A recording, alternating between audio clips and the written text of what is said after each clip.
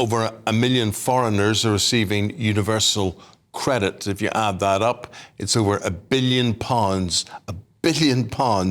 every single month to foreigners who haven't paid a penny into society here, and yet we pay them. I just don't understand this country. I really don't. Well, I don't think there's any other country that would do that and place such an unfair burden on the British taxpayers. Yeah, do you think it is? Themselves won't be benefiting from the whole pot in comparison here. Yeah, because you don't get the equal sort of return in a way. No. Like the way they treat boat migrants who've come here who are children, supposedly children, because we're not allowed to check their actual age. There's no compulsory check, and the Labour government didn't put that in. The Conservative wanted to do that.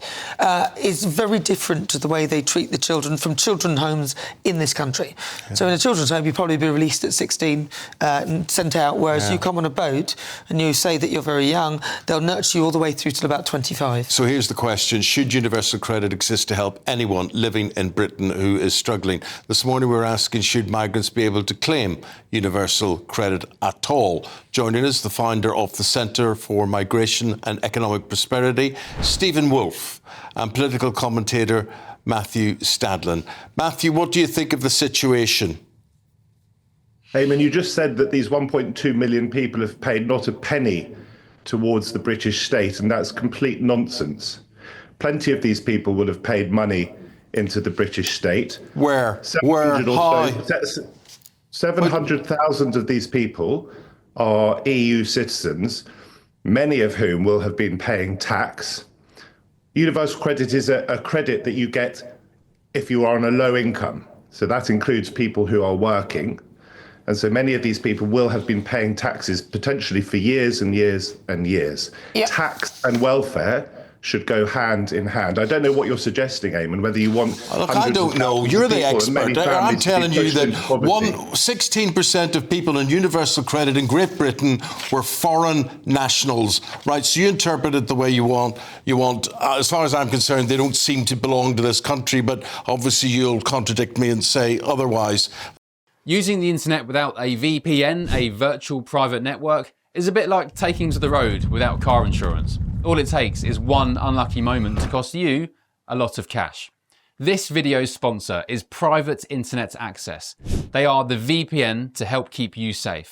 Click the link in the description below to find out why over 30 million people have downloaded PIA to protect themselves online. A virtual private network is an app that hides your IP address and helps keep your data private. When you're browsing the internet at home, you give up a large amount of data to businesses, to shops, and indeed to social media giants too. Hackers have the ability to steal your personal data with ease, including sensitive information such as passwords, keystrokes, and even your personal photos. Private Internet Access helps protect your personal data by encrypting your internet connection to keep your data out of the hands of cybercriminals. And it's not just hackers either to be concerned about. Information can be censored too. When Canada passed their C-18 bill, social media giants decided to ban news content on their platforms. But PIA can protect your ability to consume the news and content you love. Private Internet Access is available for Windows users, Mac OS, Android, Linux, iOS, and you can use one PIA subscription to protect an unlimited amount of devices. And we've got a huge GB News discount for you too. Click the link in this video's description and you'll get a massive 83% off PIA. That's under £2 a month, the price of a coffee, and you'll get an extra 4 months completely free on top. Also, there's a 30-day money-back guarantee too.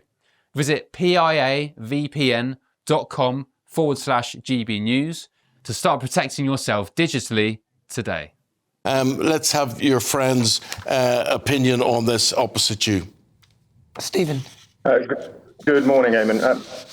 Matthew is correct in the sense that he says that 700,000 people who are claiming this could well be non-EU citizens, but he has no evidence because there is no figures from the ONS, the OBR, the Home Office, or the Department of Social Services that identify whether these people are actually working at the same time. So the figures he gives to you in that sense are completely bogus. And it's a shame because I know that he wants to try and be accurate in this. But really is the principle about this is, secondly, that you can't claim universal credit in this country if you're non-UK citizens for 5 years unless you have a right to reside, indefinite leave to remain. And what you have is over 500 to 600,000, I would estimate nearly 700,000, who fall within that category. And those people have not paid any money into our social security network, either through income tax or national insurance or any other form of tax. So the question is, out of the nearly 20% of universal credit costs of 12 billion a year, should they be entitled to that? The answer to that for many people will be no, because you then add 10 billion a year, which is going to be the cost of asylum and immigration, housing those who are coming across. And we know from yesterday's news that we add another 7 billion for the 24,000 Afghans that will add to the 100,000 in total, a city the size of Oxford, that will come in the next year. So we're looking at a bill there of £29 billion a year to cost those who are non-UK citizens. Matthew, look, often when you go to visit another country, so Australia or other countries, they will make sure that when you come there as a foreign national, you can completely support yourself, so that you are not a burden on the people in that country. So it begs the question, if they are on low incomes and they're foreign nationals, surely they should be able to support themselves, shouldn't have to claim benefits if they're coming to this country to deliver a service of some kind, or if they're working. You know, it just doesn't seem right that they come here and we're going to subsidise their income. Most countries wouldn't do that for you. Of course, we want people who come to this country to contribute. And as I've said, and contrary to what Eamon has said, a lot of the people we're talking about here, of the 1.2 million, will be contributing to this country. Many will have families. And the idea that we strip them of benefits when they are fully entitled to be here. But they shouldn't be. Yeah, but they might be entitled to be here. Let me answer the question, because you've invited me as a guest on your show. But just because they're entitled to be here doesn't mean they should. We don't want to push people. We don't want to push families into poverty. And if you've been here for a long time and you are on low income, then you should be entitled to benefits in the same way that we are. I am a taxpayer.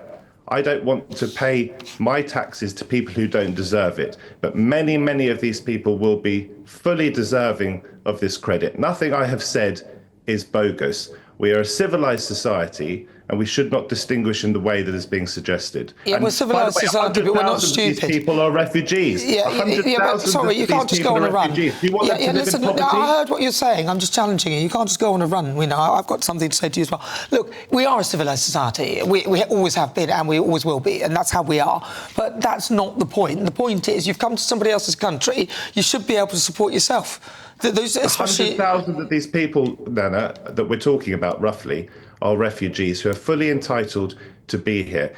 Presumably, you want them to live in extreme poverty, because if you take their benefits away, that's what very well could happen. I want them to work, is what I want them to do. If you've come here and you're allowed to be here, then you need to work and you need to put money into the system before you get given something out, whether you're a refugee or any other. Many of them will be national. working. Many of them will be working. And you don't get benefits. You should have to put in. No, you shouldn't just be given that, because people in this country don't get that either, so I don't see why. Yes, they do. If you're working on a low income... Yeah, but if you went to another country, you wouldn't get that, though. You go to another country and try that, you won't get it. Well, if you can name another country... Listen, I've got to go. Sadly, I'm not going to get an answer to that, but Matthew Stadlen, thank you very much. And also Stephen Wolf. Stephen Wolf, thank you very much indeed. Matthew Stadler proving to be the... I think the reason a lot of people will absolutely say that they shouldn't get credit in this country. But there we go.